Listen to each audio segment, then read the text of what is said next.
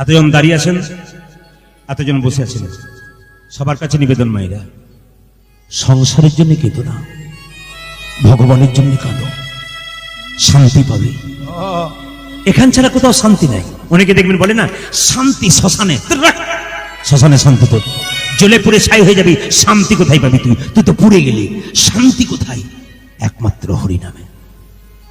তারা শান্তি পায় যারা মনোনিবেশ করে কীর্তন শুনে, ভক্তি ভরে কীর্তন শুনে, তারা শান্তি পায়। ওই যে যতজন কীর্তন শুনতে এসছেন, এই প্রদীপ পালের একটা নিবেদন রইল, হিন্দু সনাতন ধর্মকে গঠন করা এক, দুই হচ্ছে বাড়িতে বাড়িতে কৃষ্ণ ভক্ত সন্তান তৈরি করা, তিন হচ্ছে এইটাই যেন প্রত্যেকটা বাড়িতে সবাই কৃষ্ণ ভক্ত হয়ে যান, সবাইকে নির্দেশ দিয়ে যায়। মায়েরা, আমি ছোট্ট কথা বলে যাই, মন দিয়ে শুনবেন। প্রত্যেকটি যুবক যুবতীর কাছে আপনারা যারা মা হয়েছেন, মেয়েকে প্রদীপবাবুর কথাটা একটু শুনিয়ে দেবেন। আপনারা যারা বাবা হয়েছেন, মেয়েকে প্রদীপবাবুর কথাটা শুনিয়ে দেবেন, ছেলেকে শুনিয়ে দেবেন। এই কথাটা আমি আপনাদের জন্য আজকে নতুন বলে গেলাম, কোথাও বলি নাই। এই আজকে নিহাটা মিলন সংঘের কীর্তন কমিটির এই আসরে দাঁড়িয়ে প্রত্যেকটি যুবক যুবতীকে, ছোট ছোট মেয়েদেরকে, ছেলেদেরকে আমার একটা নির্দেশ রইল। যত যুগ নিচের দিকে যাচ্ছে, কলির দিকে যাচ্ছে, বাবা কলি তো আমরা কলি যুগে বাস করছি, যত ঘোর কলির দিকে যাচ্ছি তত আমরা হিংসাত্মক হয়ে যাচ্ছি। কথায় কথায় লড়াই, কথায় কথায় ঝগড়া, কথায় কথায় হত্যা, কথায় কথায় মারামারি, কলহ, বিবাদ, অসুর প্রবৃত্তি আমাদের জন্মাচ্ছে। সবার কাছে নিবেদন রইল, এই অসুর প্রবৃত্তি কি করে দূর করবেন? প্রত্যেকটি যুবক যুবতীর কাছে নির্দেশ।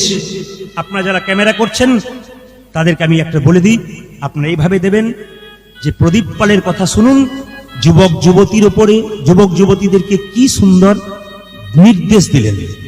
এই নির্দেশ যেন তারা শুনতে পারে, সবাই দেবেন এটা, এইরকম থাম্বনেল আপনারা দেবেন।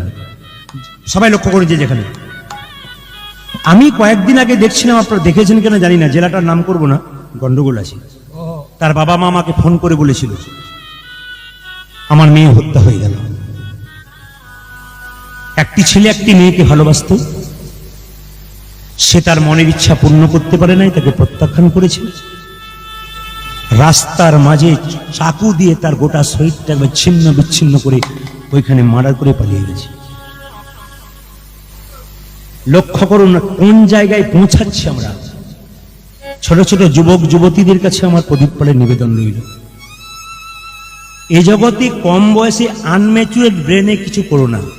শাস্ত্র বলল 25 বছর বয়স পর্যন্ত ছেলে মেয়েদের ব্রহ্মচর্য পালন করতে হয়।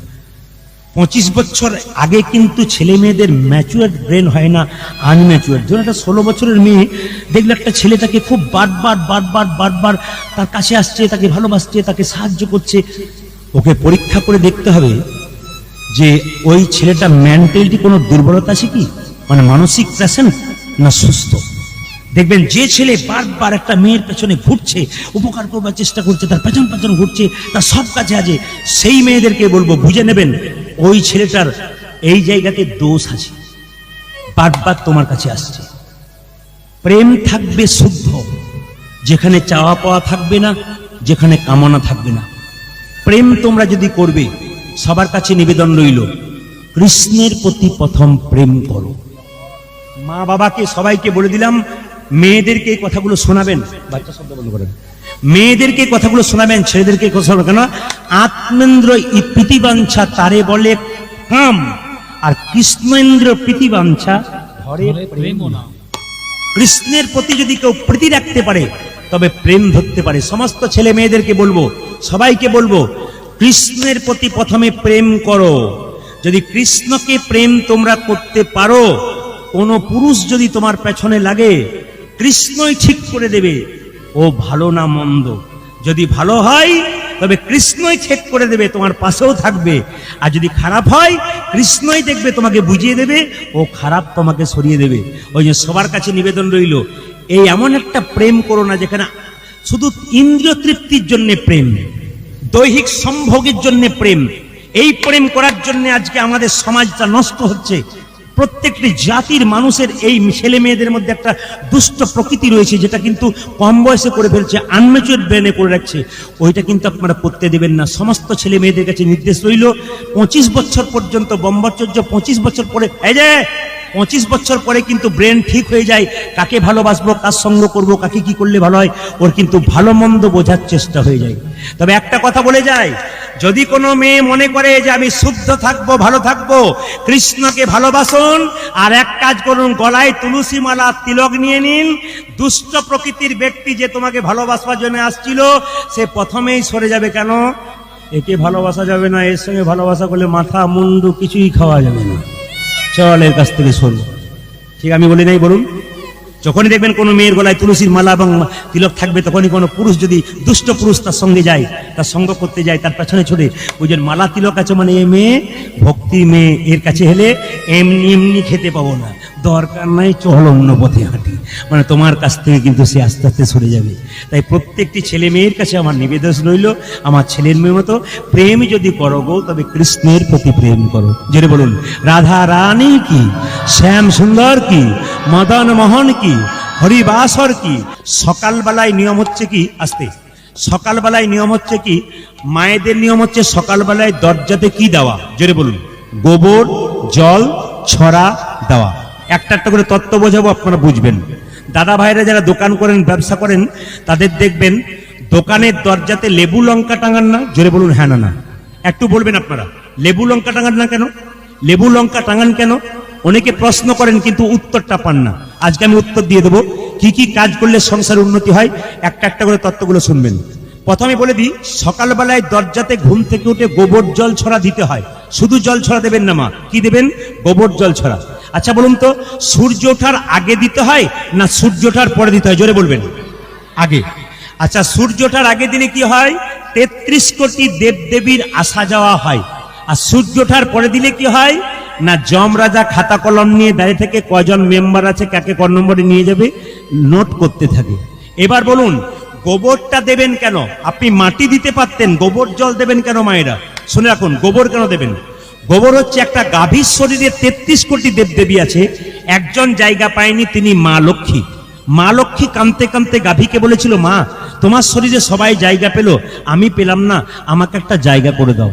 স্বয়ং মা লক্ষ্মী গাভীর মধ্যে গিয়েছিল, তো গাভী জায়গা খুঁজে পাচ্ছে না, বললো একটা জায়গা ফাঁকা আছে, তুমি থাকলে থাকতে পারো। কোন জায়গাটা? আমার গোবরটা।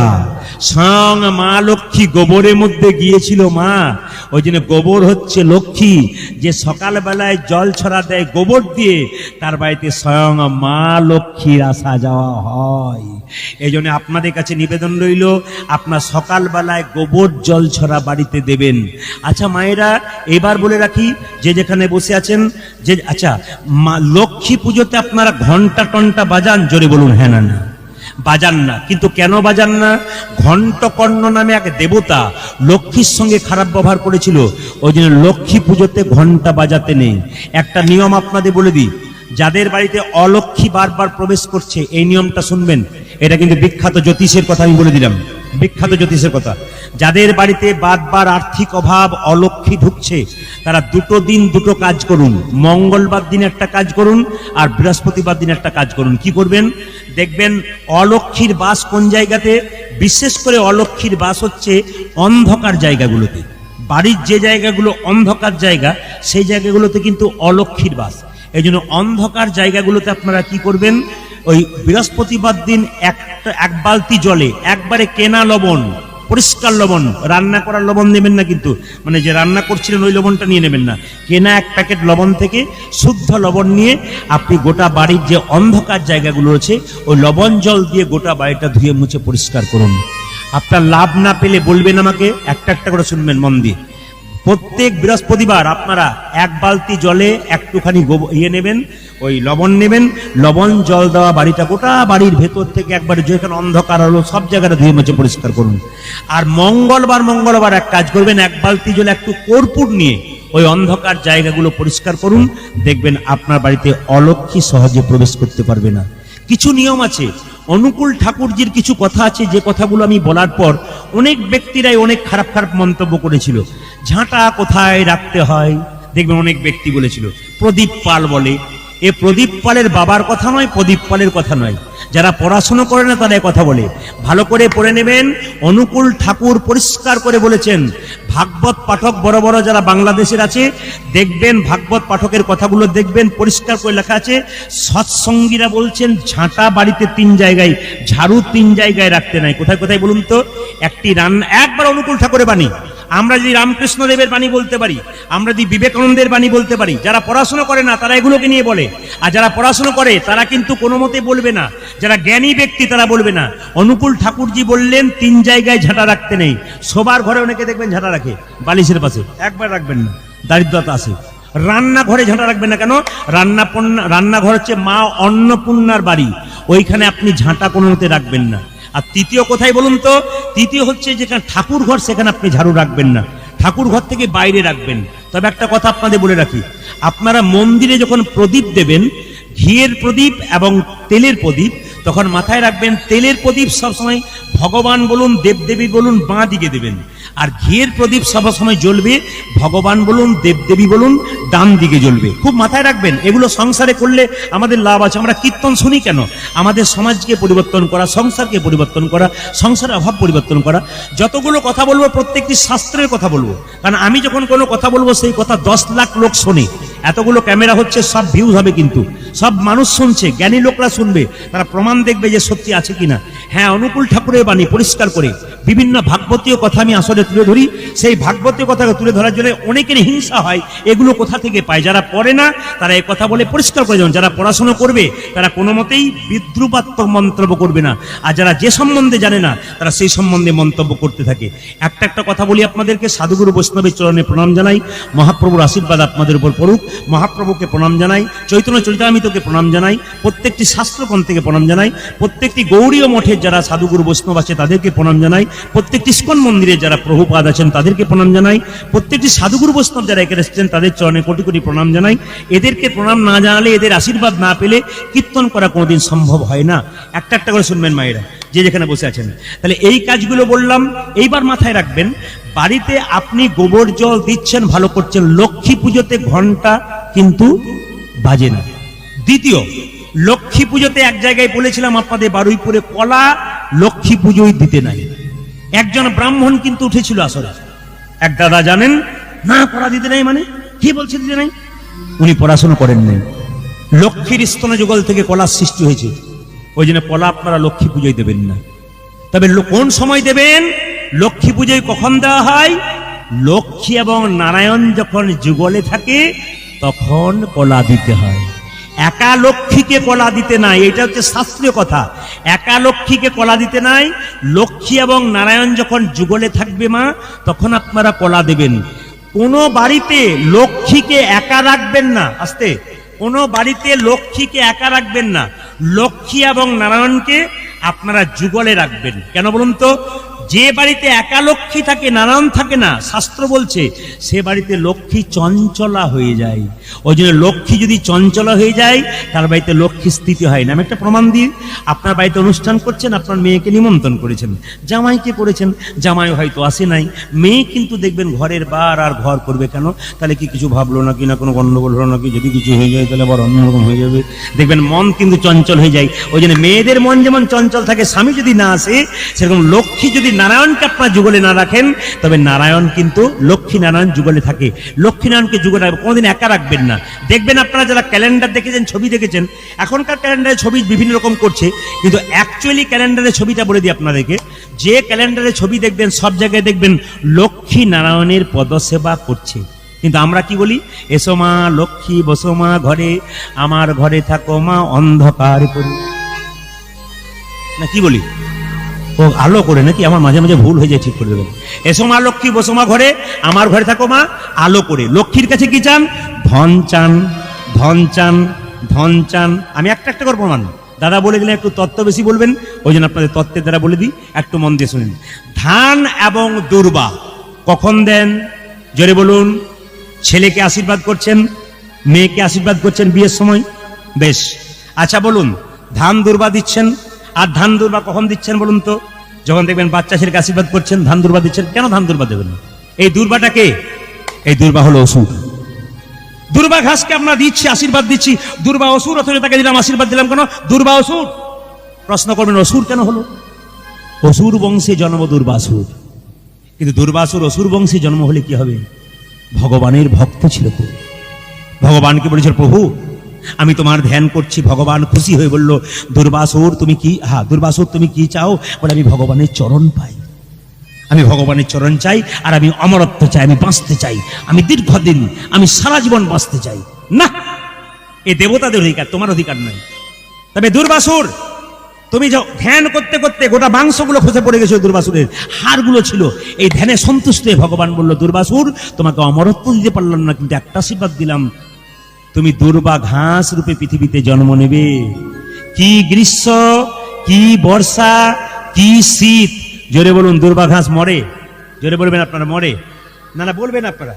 দুর্বাসুর তাহলে অসুর ছিল, ভগবানের আশীর্বাদ পেল, দুর্বা ঘাস হলো। সেই দুর্বা ঘাস যখন আপনারা মাথায় দেন, দুর্বা ঘাস দেওয়া মানে কি? তোমার আয়ু যেন দুর্বার মতো দীর্ঘজীবী হয়। আর ধান দেন কেন? ধান হচ্ছে লক্ষ্মীর প্রতীক। ধান মাথায় দেওয়া মানে তুমি ধনবান হয়ে যাও। একটা একটা করে বলে দেবো, আপনারা একটা একটা করে শুনবেন, যে যেখানে বসে আছেন। মায়েরা আসতে গোবর সকালবেলায় ঘুম থেকে উঠে পরিষ্কার করে দরজাতে দেয় অনেক মেয়েরা, কিন্তু অনেকে দেখবেন গোবর দেখলেই গন্ধ মনে করে। আমি একটা ছোট্ট প্রমাণ দিয়ে দিই, উত্তর দেবেন এরকম। আমার পাশের বাড়িতে, আমি গ্রামে বাস করতাম, এখন বাজারে একটু এসছি, তো গ্রামে বাস করতাম, তখন দেখতে পেয়েছি গ্রামের মেয়েরা সকালবেলায় ঘুম থেকে উঠে গাভী বের করে গোবর পরিষ্কার করে। কলকাতা থেকে একটা মেয়ে গেছে ওদের পাশের বাড়িতে, মানে বেড়াতে মাসির বাড়ি, ও একটা কুকুরকে কোলে নিয়ে গেছে, নিয়ে বলছে ও দিদি, পাড়া গ্রামের মেয়েগুলোকে বলছে ও দিদি তোমরা খালি গাই গরু নিয়ে কারবার করো, আমি তো কেমন টমকে নিয়ে নাচানাচি, টম মানে কুকুরটাকে করে নিয়ে হচ্ছে দেখো আমি টমকে কেমন নিয়ে নাচানাচি করছি। আর তোমাদের খালি কেমন গেঁয়ো লোক গো, সকাল থেকে কাজ কম নাই, খালি গাই গরু নিয়ে গোবর নিয়ে পরিষ্কার করা, কি তোমাদের কাজ? কুকুর নিয়ে ঘোরো, দেখো কত মজা আছে। তখন সঙ্গে সঙ্গে পাড়াগ্রামের মেয়েটা বলছে দিদি আমরা সকালবেলাতে গাই গরু নিয়ে কারবার করি, গায়ের দুধের চা খাই, তুমি কুকুর নিয়ে কারবার করো, নিশ্চয়ই কুকুরের দুধের চা খাও। যেমনটি পার্টি সেরকম উত্তর না দিলে কিন্তু হবে না মা। এই জন্য আপনাদেরকে বলে রাখি, লক্ষ্মীর কাছে ধন চাইবেন না, লক্ষ্মীর কাছে ধন চাইলে পাবেন না। ধন যদি চাইতে হয় তাহলে ভগবানের কাছে চান। কেন? লক্ষ্মী গোবিন্দ ভগবানের চরণ সেবা করছে নারায়ণের, তার মানে লক্ষ্মীর কাছে এইটা চাইবেন, মা লক্ষ্মী তুমি যেমন নারায়ণের মতো ভগবান ধন পেয়েছো, আমার সংসারে সেরকম ভগবান ধন দাও, যে ধন পেলি চিরকাল নিতাই গৌর হরি বল বলে আমরা আনন্দিত হই। এইবার দাদা ভাইয়েরা যারা ব্যবসা করেন আসতে, তাদের জন্য বলবো, লেবু লঙ্কা কেন দোকানের দরজাতে টাঙানো হয়? আস্তে আস্তে, লেবু লঙ্কা জেনে নিন, লেবু লঙ্কা কেন দোকানের দরজায় টাঙানো হয়? একটা একটা করে শুনবেন। লেবু এবং লঙ্কা বলছে লক্ষ্মী পছন্দ করে মিঠাই। আস্তে, যারা ব্যবসা করেন তাদেরকে বলে রাখি, যেখানে আপনি লক্ষ্মীর ছবি রাখবেন, লক্ষ্মীর মূর্তি রাখবেন, মাথায় রাখবেন, সেখানে দেবেন কি? আপনি একটু লাড্ডু দেবেন, নাড়ু দেবেন, লক্ষ্মী খেতে ভালোবাসে। কিন্তু অলক্ষ্মী দারিদ্রতা কি পছন্দ করে? দারিদ্রতা পছন্দ করে টক এবং ঝাল। আচ্ছা বলুন তো, যদি খবর পেয়ে যান যে আমার বাড়িতে 10 লাখ টাকা রাখা আছে, আপনি যদি দরজার সামনে আমার 10 লাখ টাকাটা ঝোলানো থাকে, আপনি যদি পেয়ে যান আর বাড়ির ভেতরে যাবেন? জোরে বলুন হ্যাঁ না না, জোরে বলুন। আর যাবেন যদি পেয়ে যান বাইরে? তাহলে লেবু লঙ্কা টক এবং ঝাল হচ্ছে দারিদ্রতার পছন্দ। ওই জন্য দোকানে যাতে দারিদ্রতা প্রবেশ করতে না পারে, তার জন্য লেবু এবং লঙ্কাটা টাঙানো হয়। কেন? যাতে ওর বাড়িতে, দোকানে কোনোদিন দারিদ্রতা ঢুকতে পারে না।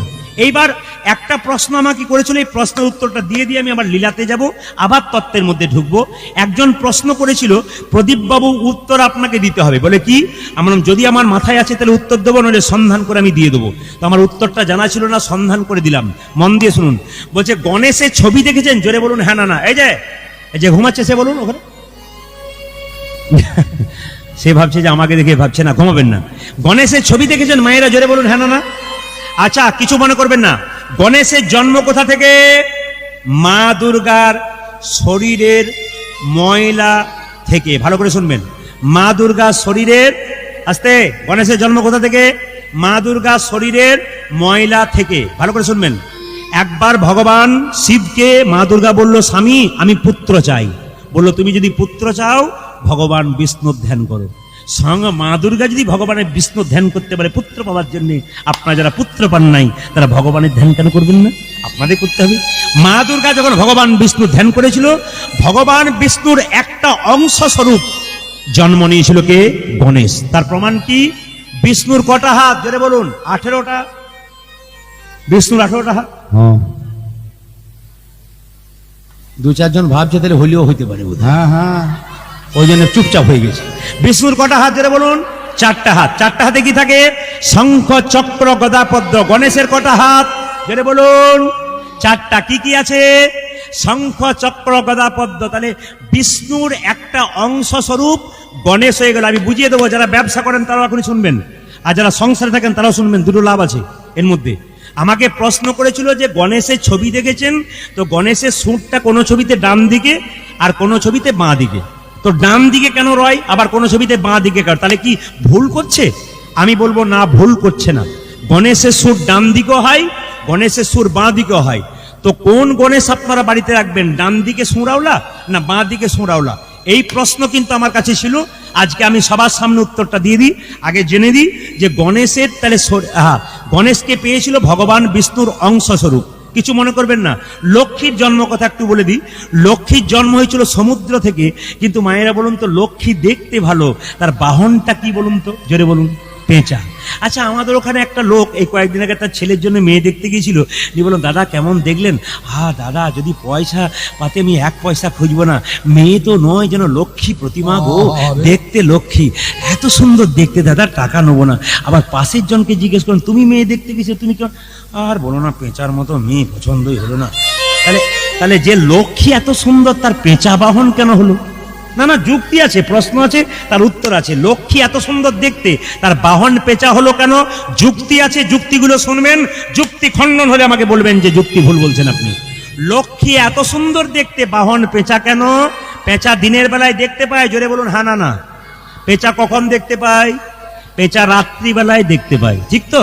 তাহলে পেঁচা যদি রাত্রিবেলায় দেখতে পায়, মায়েরা লক্ষ্য করুন, তাহলে পেঁচা দিনের বেলায় দেখতে পায় না। লক্ষ্মী বলতে চাইছে, গোবিন্দের মতো ধনকে যদি কেউ অর্জন করো, অথবা তোমার সংসারে যদি তুমি অর্থ টাকা পয়সা রোজগার করেছো, যদি ধনবান হয়ে গেছো, গাড়ি বাড়ি হয়ে গেছে, দেখবেন হঠাৎ করে কেউ যদি বড়লোক হয়ে যায়, নিজের লোককে চিনতে পারে না, সাধুগুরু বৈষ্ণব চিনতে পারে না, ভক্ত চিনতে পারে না, মাটিতে পা পড়ে না। তাকে বলতে চাইছে, তার মানে তুমি দেখেও যেন চিনতে পারো না, দিনে অন্ধ হয়ে যাও। ওগো, ধন যদি পেয়েছো তো পেঁচার মতো যেন অন্ধ হয়ে যেও না। কি সুন্দর যুক্তি দেখাচ্ছে। ধন যদি পেয়েছো তাহলে পেঁচার মতো অন্ধ হয়ে যেও না। এইবার বলে রাখি, গণেশের ডান দিকে সুর, বাঁ দিকে সুর। এইদিকে কোন গণেশ বাড়িতে রাখবেন, কোন গণেশ দোকানে রাখবেন? দাদা ভাইরা, গণেশের পুজোতে সব পাতা যায়, একটা পাতা যায় না। কি বলুন তো? তুলসী পাতা। অনেকে জানা আছে, অনেকে জানা নেই। একটু বলে দিই, গণেশ ছিল সিদ্ধিদাতা গণেশ। তিনি কিন্তু ব্রহ্মচর্য পালন করছিলেন। তিনি চিরকুমার থাকতে চান, তিনি বিয়ে করতে চান না, তিনি চুপচাপ ধ্যান করেন। কিন্তু দেখবেন যারা জ্ঞানী মানুষ, এখানে কীর্তন শুনতে এসছে, আপনারাও দেখবেন যারা প্রকৃত ধ্যান করে না ভগবানের, তখন দেখবেন চোখ দুটো মুজে ধ্যান করে।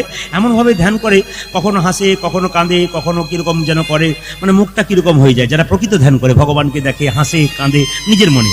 এখন গণেশ যখন ধ্যান করছে ভগবানের, তখন হঠাৎ কি হচ্ছে দেখুন, তুলসী দেবী সুন্দরী দেখতে ওই পথ দিয়ে পেরোচ্ছে, গণেশ এখন হাসছে।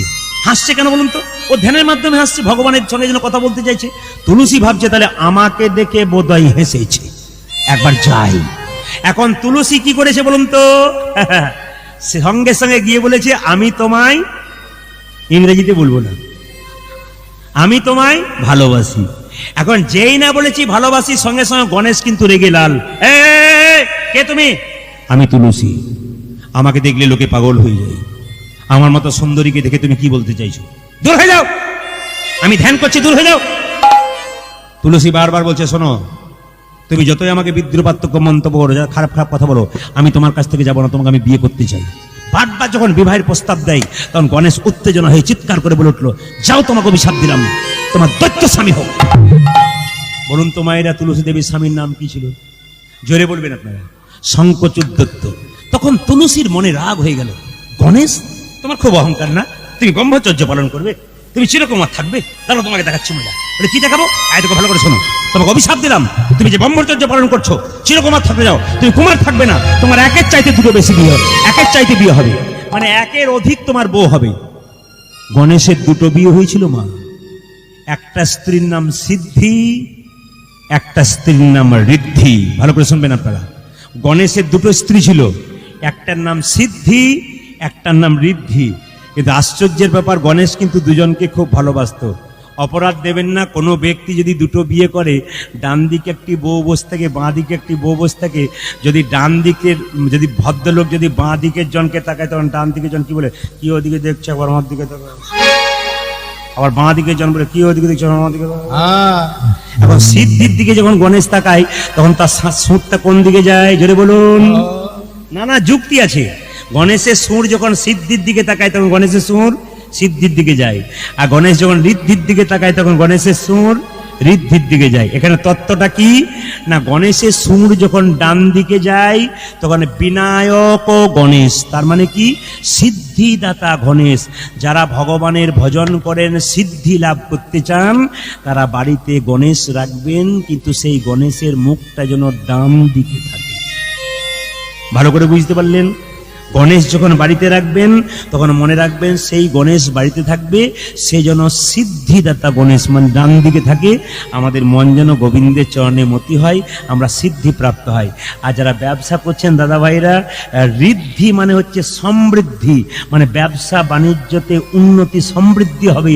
সেই গণেশ বাঁ দিকে যদি সুর থাকে, ঋদ্ধির দিকে তাকাচ্ছে, আপনার সেই দেখবেন বড় বড় যারা ব্যবসায়ী হয়, তাদের ব্যবসার দিকে তাকাবেন। যারা তত্ত্ব নিয়ে ব্যবসা করে, লক্ষ্য করবেন তাদের গণেশের সুরটা দেখবেন বাঁ দিকে। যারা বড় বড় ব্যবসায়ী, বাঁ দিক তারা গণেশ। আবার দেখবেন গণেশের সুর ডান দিকে। কোন দিকে? যখন বাড়িতে রাখবেন, তখন গণেশের সুর বাঁ দিক, ডান দিকে আপনারা রাখবেন। মাথায় কাপড়টা নিন, বড় জোর একটু বসুন সবাই মিলে। মুকুন্দ সরকার স্ত্রীর সন্তান হবে, সেই সন্তান পেটে এলো। আচ্ছা, আপনারা যারা আমার কীর্তন শুনেছেন ইউটিউবে, তাদেরকে একটু বলে দিই, যে যেখানে বসে আছেন, এই যে যার বাড়িতে ছোট বাচ্চা আছে, যার বাড়িতে মেয়ে আছে, যার বাড়িতে নাতনি আছে, তারা শুনে রাখুন অনুকূল ঠাকুরের কথা। পেটের মধ্যে বাচ্চা থাকলে কিছু নিয়ম পালন করতে হয়, আপনারা সবাই জানেন। আমি একটু টাচ দিয়ে যাই। যার পেটে বাচ্চা থাকবে, সে প্রত্যেক দিন মন্দিরে গিয়ে ভগবানকে বারবার বলবে, হে গোবিন্দ, ছেলে দাও আর মেয়ে দাও, যেন কৃষ্ণ ভক্ত সন্তান পায়। এক, এদিকে।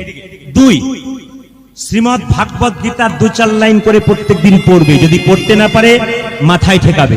3, তুলসী গাছে প্রত্যেক দিন জল দিতে পারবে। অনেকে প্রশ্ন করে, পেটে বাচ্চা থাকলে আমার শাশুড়ি মা বলেছে যে জল দিতে নাই। ভুল কথা। আপনার পেটে বাচ্চা থাকলে আপনি যেমন আচার করবেন, আপনার বাচ্চা কিন্তু সেরকম হবে। যে যেখানে বসে আছেন মন দিয়ে শুনবেন। পেটে বাচ্চা থাকলে আপনাকে সাধুগুরু বৈষ্ণবের উচ্ছিষ্ট প্রসাদ খেতে হবে। যারা সাধুগুরু বৈষ্ণবের উচ্ছিষ্ট প্রসাদ খান, তাদের জন্য একটু বলে দিই আপনাদেরকে, উচ্ছিষ্ট প্রসাদ কিন্তু খেতে খেতে নেবেন না কেউ। সবাই শুনুন, বৈষ্ণব যখন আপনার একটু কমান, বৈষ্ণব যখন আপনার বাড়িতে সেবা করবে, তখন সেবা করতে করতে হঠাৎ মাঝখানে চাইবেন না। খুব ভালো নিয়মগুলো শুনুন, মাঝখানে চাইবেন না। সেবা হয়ে যাবে, যখন উনি উঠতে যাবেন, তখন বলবেন প্রসাদটা দিন। সেবা করতে করতে প্রসাদ চাইলে প্রসাদকে অপমান করা হয়, ওই জন্য সেই সময় প্রসাদটা নেবেন। পেটে বাচ্চা থাকলে কিছু নিয়ম আছে, এই নিয়মগুলো পালন করুন। পেটে বাচ্চা থাকলে অনুকূল ঠাকুরজি বলেছেন, আজকে আমাদের সমাজে রবীন্দ্রনাথের মতো ছেলে নাই কেন, নজরুলের মতো ছেলে নাই কেন, এইদিকে আজকে কেন বিদ্যাসাগরের মতো ছেলে নাই, আজ কেন বিবেকানন্দের মতো ছেলে নাই? একটি কারণ কি, এরোপ্লেন আকাশে ওড়ে, সব জায়গায় নামে, জোরে বলুন। যেখানে প্ল্যাটফর্ম থাকে সেখানে নামে। লক্ষ্য রাখুন, যে যেখানে আছেন লক্ষ্য করুন, মহাপুরুষের আত্মা চারিদিকে ঘুরে বেড়াচ্ছে। ভালো গর্ভ পাচ্ছে না মায়েদের, তাই সন্তান ভালো আসছে না। ওই জন্য মা যদি ভালো হয়, ছা নিশ্চয়ই ভালো হবে। মায়েদেরকে একটা নির্দেশ দিয়ে যায়, বাঘিনী যখন বাচ্চাকে সাঁতার শেখায়, মায়েরা বলুন তো, আগে বাঘিনী জলে নেমে যায়, তারপর বাচ্চা পেছন পেছন নামে কেন বলুন তো? বাচ্চা, বাঘিনী মনে মনে ভাবে, বাচ্চা মনে মনে ভাবে, আমার মা যদি নেমেছে, আমার চিন্তার করার কি আছে? ওই জন্য মায়েরা কৃষ্ণ ভজনের পথে আগে নামুন। আপনার বাচ্চা মেয়ে নামবে, আপনার ছেলে নামবে, আপনি হিম্মত করে বলতে পারবেন, আমি কৃষ্ণ ভক্ত সন্তানের মা, আমি চোরের মা নই, আমি ডাকাতের মা নই, আমি মস্তানের মা নই। শুনে রাখুন, বাবা মাকে কত ভালো হতে হয়, তবে কৃষ্ণ ভক্ত হওয়া যায়। একটা প্রমাণ আপনার দিদি, আপনার ইস্কন মন্দিরে গেছেন, জোরে বলুন হ্যাঁ না। ইস্কন মন্দিরে গেছেন মায়াপুরে, আচ্ছা শিল প্রভুপাদের মূর্তি দেখেছেন, জোরে বলুন সবাই হ্যাঁ না। আচ্ছা এবার শুনে রাখুন, শিল প্রভুপাদ এত বিশ্ববিখ্যাত হলো কেন? যে যেখানে বসে আছেন, শিল প্রভুপাদ এত বিশ্ববিখ্যাত হলো কেন? একটাই কারণে, শিল প্রভুপাদের বাবা কলকাতায় চাকরি করত, 10টায় অফিস যেত, 9টা পর্যন্ত দরজায় বসে থাকতো। কেন বলুন তো? কোনো বৈষ্ণব দেখলেই বলতো, একবার আসুন, একবার আসুন। আরে কি হয়েছে বলবেন তো? আরে একবার আসুন না, কি হয়েছে বলবেন তো? আমার ছেলের মাথায় একবার হাত দিয়ে বলে দিন, যেন রাধারানীর কৃপা হয়, যেন কৃষ্ণের কৃপা হয়। একবার আসুন বাবা, একবার আসুন। এ খোকা, প্রণাম কর, প্রণাম কর। বাবার এরকম আকুল প্রচেষ্টা ছিল বলেই তো আজকে শিল প্রভুপাদ বিশ্ববিখ্যাত হয়ে গেল। তাই যারা কীর্তন শুনতে এসছেন, বাবা হয়েছেন, ছোট ছোট বাচ্চা আছে, তারা মন দিয়ে শুনবেন। আপনার বাচ্চা রাস্তা দিয়ে পড়ছে, আপনি কোলে করে নিয়ে যাচ্ছেন, বৈষ্ণবের চরণে প্রণাম করান। আর একটা কথা বলি দাদা ভাইরা, রবিবার দিন যদি অফিসে ছুটি পান, সেদিন আপনি পার্কে ছেলেকে ঘুরতে নিয়ে যাবেন না, অন্তত মন্দিরে নিয়ে যান। মায়েরা যখন ফাঁকা পাবেন, ভালো ভালো তীর্থস্থানে যাবেন। কেন বলুন তো? ওখানে গেলে ভক্ত হবেন আপনারা, আপনাদের বাচ্চাদের ভক্তি জন্মাবে। উল্টো পাল্টা জায়গায় যাবেন না, সবসময় ভক্তির জায়গায় যাবেন, আপনার লাভ আছে। ভক্ত প্রহ্লাদের মা কয়াধু যখন ভক্ত প্রহ্লাদকে পেটে রেখেছিল,